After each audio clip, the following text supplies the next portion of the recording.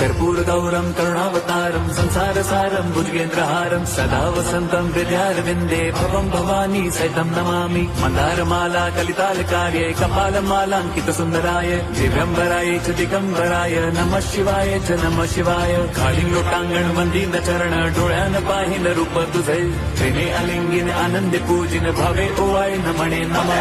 त्वमेव माता पिता त्वमेव बन्धुश्च सखा त्वमेव विद्या द्रविणं त्वमेव सर्वं मम देवदेव। कायेन वाचा मनसेन्द्रियैर्वा बुद्ध्यात्मना वा प्रकृतिस्वभावात् करोमि यद्यत् सकलं परस्मै नारायणायति समर्पयामि। अच्युतं केशवं रामनारायणं कृष्णदामोदरं वासुदेवं हरिं श्रीधरं माधवं गोपिकावल्लभं जानकीनायकं रामचन्द्रं भजे। हरे राम राम राम हरे हरे हरे कृष्ण हरे